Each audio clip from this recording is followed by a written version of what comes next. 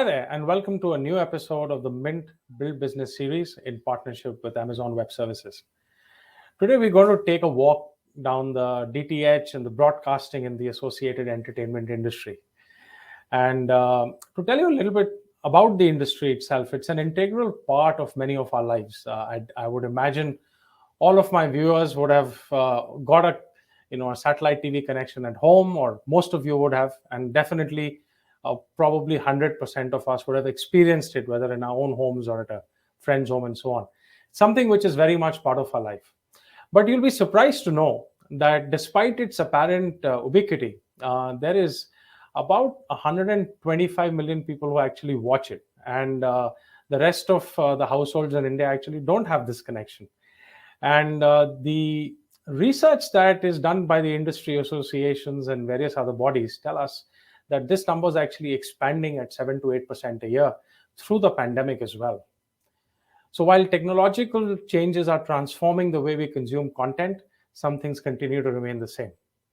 And today our guest is the MD and CEO of Tata Sky, Mr. Harit Nagpal. Welcome, sir. And of course, my co-conspirator, Puneet Chandok, President for AWS India and South Asia. Welcome back, Puneet. Harit is a 10-year veteran at Tata Sky and has led the company to exponential growth over this decade. He's also seen the change from sort of the old technology to the digitalized boxes to ever new technology coming in from a back-end perspective, and now the channels are being oftentimes broadcast over cloud technologies or using cloud technologies. And you guessed it right, many times they partnered with AWS for that. We're also seeing the changes in pricing that we've all experienced as consumers, whereas earlier there were sort of packs, now there are individual channel prices and a whole bunch of other changes which have come to the industry. But he's been no stranger to this, because the previous decade, he was in the telecom business, which itself evolves probably every 6 months these days, but those days at least every couple of years. He spent a decade with what we now know as Vodafone, but those days SR Cell Phone, Hutch, Voda. Through the decade, it changed shareholders and ownership. And before that, he spent a few years with Shoppers Stop and PepsiCo. So, Mr. Harit Nagpal, our guest for today, welcome, sir. Welcome to the show. Thank you. So, Harit, let me start by asking you, this morning, the WHO chief said that we're now entering an endemic phase of COVID-19, whatever that means. We started with an epidemic, went to endemic, and now there's epidemic, then it went to pandemic, and now there's a new word introduced in our dictionary, and this terrible virus is spread in society. But anyway, no business has really managed to escape its impact, and I'm sure Tata Sky had to do various pivots to really thrive through this era. So tell us a little bit about how you adjusted your strategy and how you continue to win in the market. So when the lockdown happened for the first time, our only interest at that point in time was to keep the lights on for existing customers, the 18, 20 million subscribers that we have. We said, look, if our technicians can't go out to install fresh connections or to repair connections into the homes of people whose connections go faulty, and they do, we should at least be able to provide service. And so we identified certain number of people who will have to stay in the office, live there, so that our lights are on. So the technology guys who were involved in downlinking and uplinking the signal to the satellite were in the office. Everything else was accessible from home. The sales guys didn't need to go out. The service guys also, we said, we will not do installation. But as things opened up, the service guys also started getting passes and they started going out, because we realized that television is such an essential commodity that with the entire family locked inside the house, people would beat each other up if there was no television. So providing service became absolutely essential. But the bigger thing that we realized as we trudged along the pandemic, or whatever you call it, was that the progress that we made on automation, on self-help, actually, we covered almost 3 years of progress in 1 year. Because there was no way that the customer could go down to a shop and get his recharge done or get his pack changed by the dealer, etc. He had to do everything on his own. So whatever hesitation that the customer had in the past of using the app to do it himself, willy-nilly he learned to do it somehow. The second thing that it did was we had call centers. They were called call centers because all the calls that our customers made to us converged in that place where there's a bunch of people, thousands of people who were sitting and listening to people's calls and answering them. Now, with travel restrictions, people were not allowed to go to call centers. So, we took about 10 or 12 days by transporting laptops which were ready to take calls into call taking agents' homes. And calls were being transferred from the call centers to their homes, respectively. And they were taking calls from their homes on their local Wi-Fi or whatever they had. Now, if the pandemic had not happened, we would have continued to grow at the rate of 5 to 10% incremental customers every year adopting self-help. And we would have continued to run call centers in centers and not into call-taking agents' homes. And both these things happened because of the pandemic. How interesting. There's a silver lining to every story. And Puneet, from an AWS perspective, customers going onto apps and doing self-help, or employees going from call centers to work from anywhere kind of scenarios, mean that they have to adopt the technologies you folks do best, which of course at its core is the digital technology we now call cloud. I know that AWS, not just in India, but I guess overseas and globally as well, more than 1,600 channels broadcast using cloud technology from yourselves. So tell us a little bit about your involvement and how you were helping your customers through the journey, especially in this space. First of all, Jaideep, thrilled to be here. We have a deep partnership with Tata Sky, and it's a privilege to be on this conversation today with Harit and you. I think let me answer that question in two parts. One is, I think I love what Harit said, right? 3 years of progress in 1 year. And one of my customers recently told me we've started to behave like the company that we always wanted to be. And the pandemic has pushed us there. But let me answer this in two parts. One is just from our vantage point, what are the big shifts that are happening in the industry? And then I'll talk about technology and the role that we're playing. I think on the shift, there are three things that at least stand out for me, Jaideep. I think the first one is the shift towards digital media and consumption patterns changing. It was happening for a while, but it's gotten accelerated now, right? So as Harit said, TV remains the largest segment. But if you look at digital media, right, and digital subscriptions have grown 49% in the last 12, 15 months. Online gaming came out of nowhere, right? It's taken over the film entertainment segment in India. We've got 360 million plus online gamers in India today, right? It just started in the last couple of years. So this shift has really accelerated. The second interesting shift is the customer willingness to pay. And this is what we were talking about earlier as well, right? The pandemic was a bit of a dress rehearsal for the new world we're entering, but it's tested and proven the subscription-based model versus the ad-based models that we were all used to. Right? This is true for OTT, this is true for print, this is true for television, and we're seeing subscription levels go up compared to what we've seen before. And then the third, if you look forward, right, if you dial the clock forward, India will have roughly 1 billion screens by 2025. 1 billion screens. Roughly 25% of them will be television, 75% will be smartphones and digital screens. And roughly a third of the content we'll all consume as users will be social, gaming, and digital. Right? So it's just, most industries today are getting invented and reinvented, but media and entertainment is probably way ahead in terms of the speed of change. And then in terms of technology, I think we're at the heart of this, given AWS and cloud. I think 3 areas where we focused on, Jaideep. One is content creation. Second is content distribution. Third is modernizing traditional broadcasters, as you said, 1,600 channels on the cloud now. On content creation, I'll give you a couple of examples. Basically what's happening is more content needs to be produced in shorter and shorter time frames, right? And that's where cloud really comes in. And basically what we're trying to do is you help enable the use of creative talent anywhere, anytime. Netflix, 200 million subscribers. They basically use their 10 VFX artists. And by the way, I'm sure you've seen the Crown series. They had 10 VFX artists create 600 VFX shots all remotely. And that's how the series came together. Again, just driven by the cloud. Content distribution, the audience is becoming global now, and things go viral in seconds, which basically means you have to scale up and scale down in minutes, right? And I'll give you Dream 11, which is, again, the largest fantasy gaming sports company in India. They've gone from 2 million subscribers in 2016 to 100 million. Let me say this again, 2 million to 100 million. That's the scale they've grown. And again, you can't do this in the traditional technology way. You need to be on the cloud. And then third is, as I said, right, modernizing legacy data center deployments. Again, we've seen 1,600 plus channels now originating on the cloud, and that trend will only pick up. No, absolutely, absolutely. And I mean, I'll pick up from there a little bit because you talked about platforms. And one of the things we've observed in our own research, Harit, coming back to you, you've had a very long term, and this, I guess, also predates the pandemic by a few years, a strategy for partnerships. And, we counted 34 different services in different areas. And one of the high profile ones recently was in the education space with Vedantu. So what is the thinking there? And, how does that really sort of play into Tata Sky's mission? Give us a little bit of...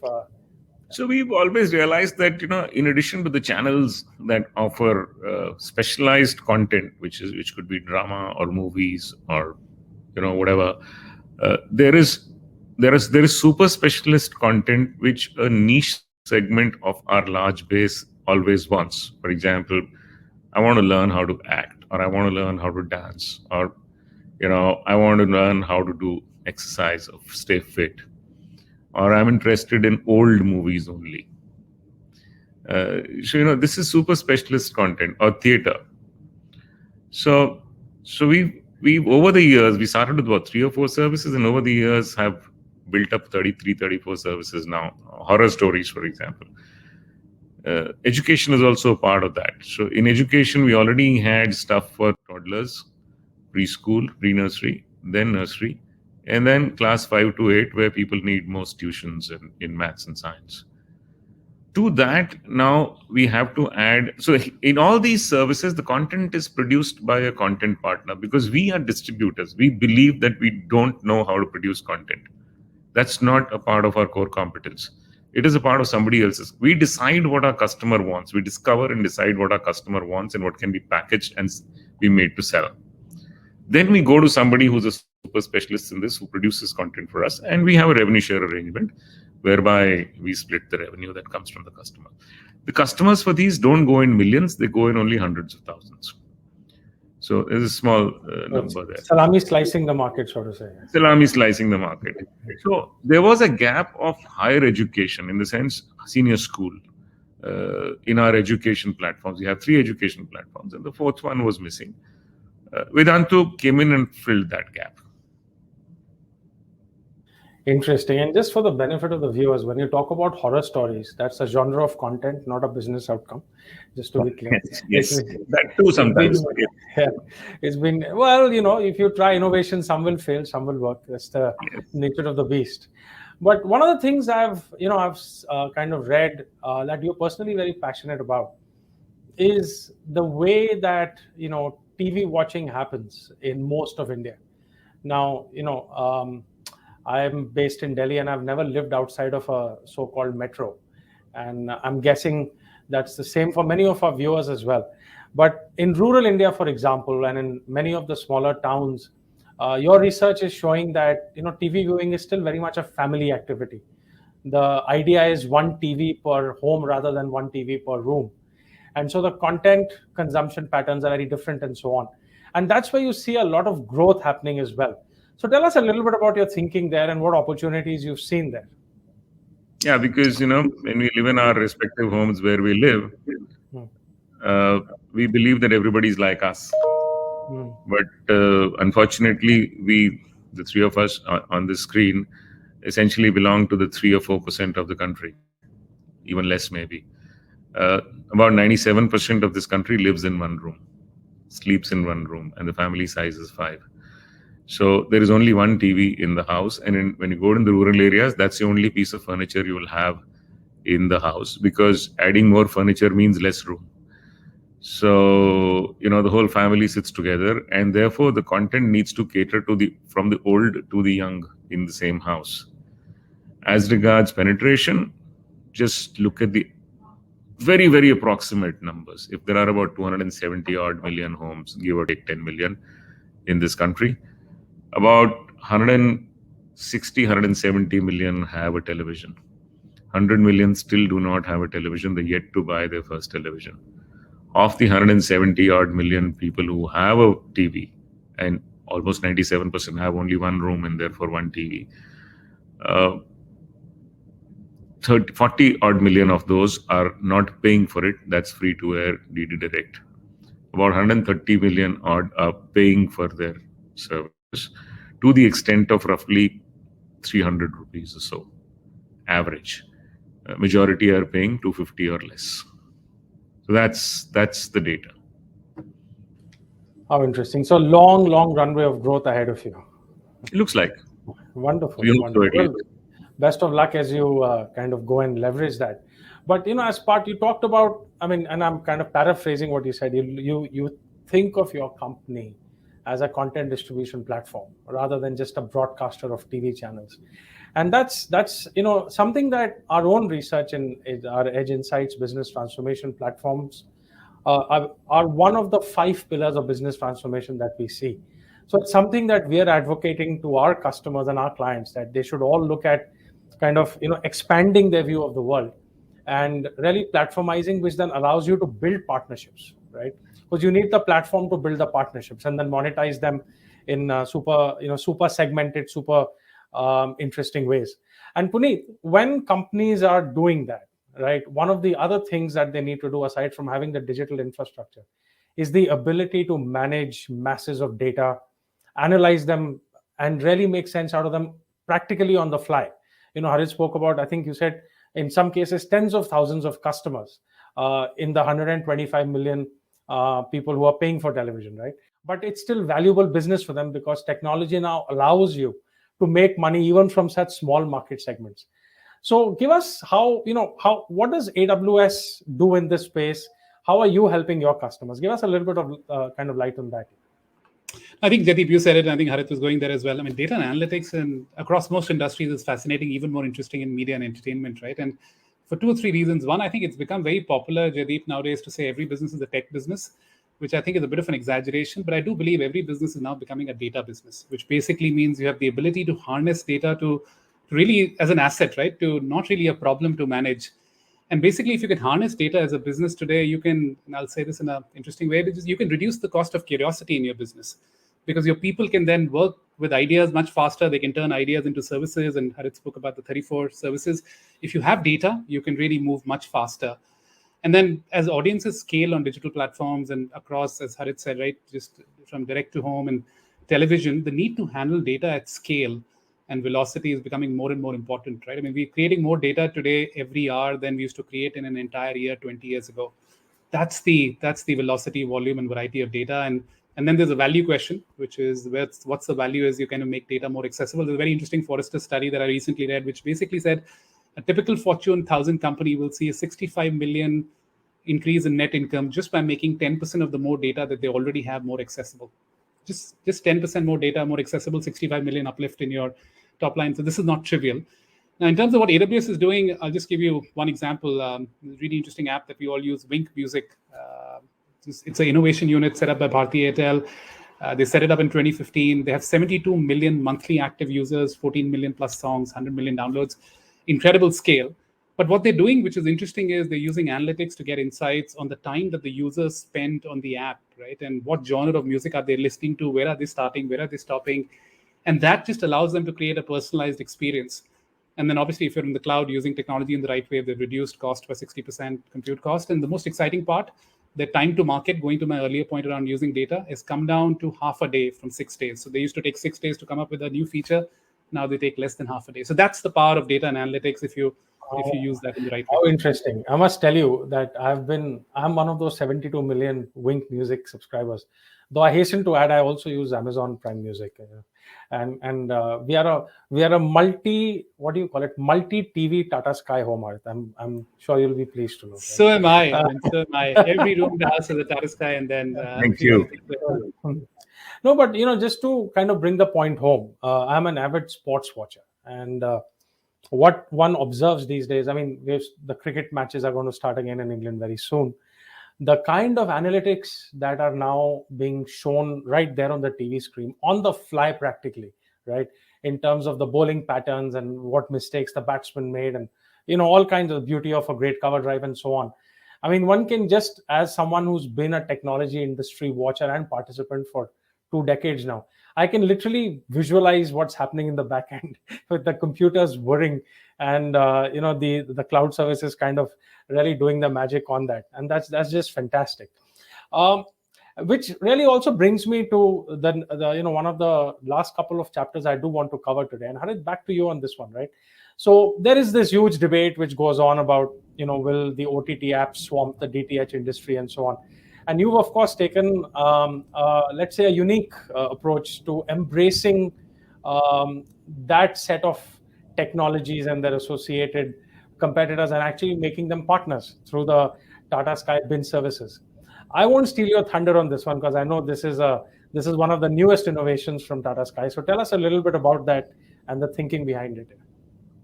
So there were two beliefs that we had. One, that we are not in the business of DTH, but we are in the business of content distribution. We understand creating contracts with content manufacturers. We understand making it easy for the customer to discover content. So we understand how people watch content, how they choose content. So our job was, we said, if in the future there are going to be multiple apps which the customer will have access to, it will be A, difficult for him to maintain commercial relationship with each one of these, and B, to go around looking for content that the genre that he's looking for. For example, if you're a customer who watches Bangla comedy, then you have to go to 11 apps to look for Bangla comedy and then settle for one. Instead, can I bring up Bangla comedy from all these 11 apps into one rail and give it to you, serve it to you? And that makes that way the customer spends less time searching for the content and more time watching the content. So that was one big belief we had. And second was that we didn't believe that in India, OTT is going to be an or for versus television. OTT is going to be an and. Unlike the West, where cable was priced at about $100 and OTT came in at $10 for the app and another $10 for the broadband. In India, television itself was $4. And OTT cost you, say, $10 for the apps and $10 for the broadband. So the person who could afford $20 for the app and the broadband said, let the $4 also be, because there's a grandmother at home. And since it was a home product and not an individual product, there's a grandmother at home, there are maids at home, there are kids at home. I also want to watch the cricket match sometime or the news or whatever. Let it be. So OTT was going to be an and, not an or. So it was only natural for us to get into this business of aggregating apps, just like we were aggregating live television. Wonderful, sir. Well, best of luck in that journey. And little suggestion from my side: create a sports super app. So right now I have to go searching on 10 different channels looking to find my football match. But anyway, that's a conversation for another time. So as we come to a conclusion here, right, Puneet, I just want to come back to you. Right, the media and entertainment industry, as you so eloquently described, is going to go through a massive upscale while transforming itself dramatically, right? And this transformation is going to be characterized, by platforming, which Harit spoke about, the creation of ecosystems and partnerships. Both of you touched upon the need for speed of innovation. So innovation isn't enough. You need to make it really quick. And I guess the flip side of that is fail fast and succeed fast and all of that stuff, right? But what continues to stay constant, and I'd love to get your thoughts on this and what you're seeing with your customers, is the importance of leadership and culture, right? And when we're driving through transformation at this scale and managing disruption at this scale, CEOs tend to play an outsized role, is my observation, and that's what our research is telling us. So in closing from your side, do tell us a little bit about what you see as a leader, Puneet, and how maybe AWS is helping some of its customers to also help in that speed of innovation. Over to you. No, I just want to first say, the way Harit described it, right? The world around us is, the number of choices we have in every aspect of our life is increasing at a dramatic pace, right? And that's where, to Harit's point, the real value is in your ability to orchestrate and curate and bring the right content to the right people. And that's why I love the Tata Sky objective of kind of connecting the best content and getting it on a budget, any screen, anytime, anywhere, right? And that to me is where value will be created. So So kudos to you, Harit, and your team, right? I think it's just an absolutely phenomenal way to think about this. I think on innovation, Jaideep, I think the first thing I'll say is technology is not the roadblock anymore. Technology is already ahead of our needs, if you will, right? I mean, today, for example, pretty much any application across any vertical, any business could be run on the cloud, given just the capabilities that cloud provides, right? So it's not about technology being a roadblock or slowing you down. Eventually, it goes back.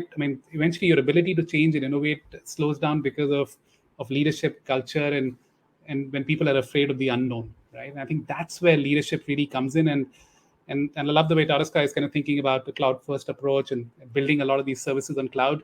And again, it works because you're leading top down, right? You're really kind of leading with example and pushing your teams to not just fight gravity and dip their toes in the water, but genuinely make a move where intuitively that's the direction you have to head, right? So I think that's first. I think the other aspect is, as you said, right, allowing your teams to try a lot of experiments and reducing the collateral damage of failure.